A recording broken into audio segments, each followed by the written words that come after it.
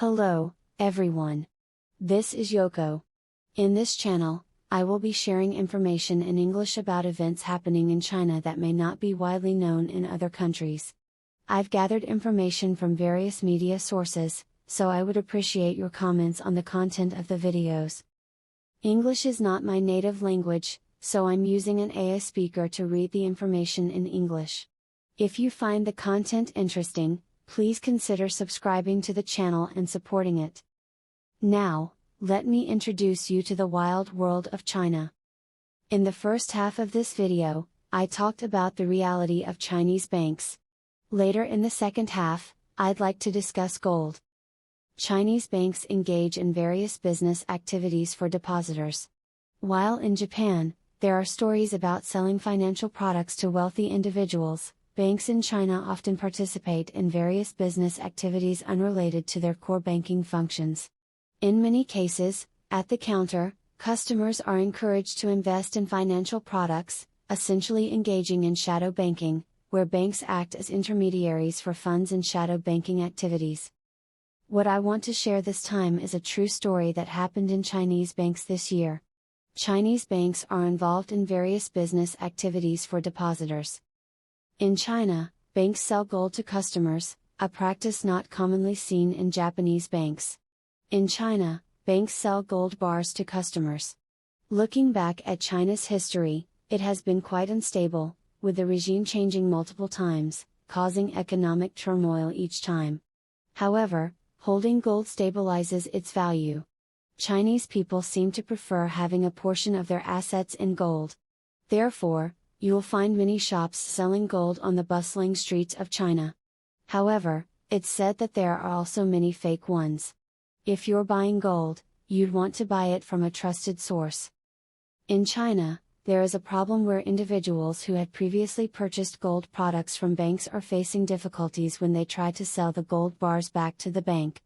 This arises from the recent economic downturn in China, leading some people to need cash urgently. As mentioned earlier, there is a promise to buy when selling. However, from the bank's perspective, they need to verify whether the gold is genuine when buying it back. Although there is a commitment to buy when selling, in practice, banks claim they cannot buy it back because they cannot confirm whether it is the same gold they sold. In reality, this often results in the gold remaining unsold.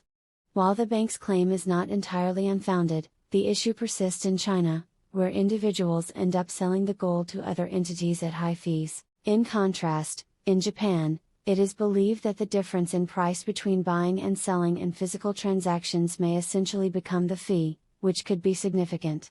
Consequently, engaging frequently in physical transactions might not be common. However, in China, there is a prevailing issue of bad business practices where banks, despite promising to buy, refuse to do so after the sale.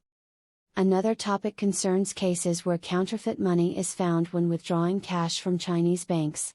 Despite the prevalence of electronic transactions in China, cash is still used to some extent. Electronic transactions leave a transparent record of all transactions, making it inconvenient for tracking money flows in cases like tax evasion or hiding unreported income. Therefore, there are instances in China where counterfeit money has been discovered when someone withdraws a substantial amount of cash from a bank. This is not a new issue, and people, including Japanese individuals, who have lived in China have experienced such situations. While it is surprising to think that a bank would pass counterfeit money, it does happen. Even if you later realize it and bring it back to the bank won't exchange the counterfeit money for genuine currency. The argument is that it's the recipient's fault for not confirming at the time of receiving the money. From the bank's perspective, this makes sense due to the practicality of confirming each individual bill, especially considering the highest denomination of Chinese banknotes is 100 yuan, equivalent to about 2,000 yen in Japanese currency. However, among these bills, counterfeit money may be mixed in. In this particular case, what's interesting is that the individual who suffered the loss had another opportunity to withdraw money from the bank later.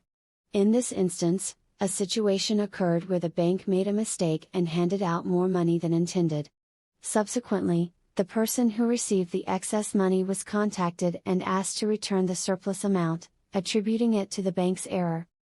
At the time, the person who received a large sum mentioned that they had previously been given counterfeit money, and the bank did not properly exchange it, as they claim. However, they expressed no intention of returning the excess amount. As a consequence, the bank filed a lawsuit against them, and it turns out that the person who was sued ended up losing the case. They not only had to return the received amount, which was 10,000 yuan, equivalent to around 200,000 yen in Japanese currency, but there were also additional mentions of fines in the article. Presumably, this would include interest and the cost associated with the legal proceedings, so the total amount to be returned was even higher. In conclusion, it seems that even when there is a mistake on the part of the bank, users are not necessarily protected, and they may end up shouldering the consequences. This highlights the somewhat arbitrary practices of Chinese banks, and even when the bank is at fault, the user may face the brunt of the impact.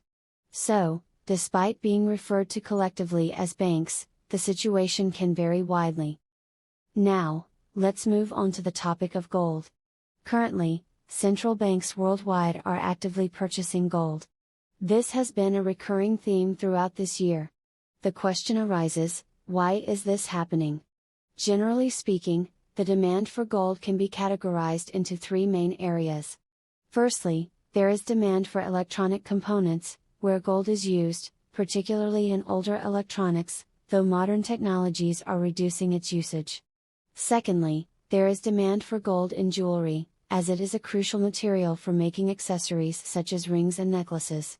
Lastly, there is significant demand for gold for investment purposes, especially during inflationary periods when holding cash can lead to a decrease in value. In such times, the price of gold tends to rise as a hedge against inflation. However, the active buying of gold by central banks is speculated to be a preparation for undermining the dominance of the US dollar. The idea is that most global trade is conducted in dollars, and countries are concerned about the impact of US policies on their own economies. For example, changes in US monetary policies can have substantial effects on other countries, making them vulnerable. Moreover, countries like Russia, which currently face economic sanctions, would prefer not to rely heavily on the US dollar. This has led to discussions about creating a new global currency backed by gold, particularly for essential commodities like oil. This shift towards a gold-backed currency is seen by some as a potential way to conduct international trade without being overly dependent on the US dollar. While it is a challenging task to transition entirely away from the dollar, especially for major commodities, the idea of a gold-backed currency for some crucial trades is gaining attention. To prepare for such changes, central banks are actively acquiring gold. In the case of Japan, being heavily influenced by the United States, the issues related to the dollar's dominance may not be as widely recognized, but it's part of a broader global discussion on alternative systems that might be more resilient to geopolitical influences. That concludes our discussion for today. Until next time.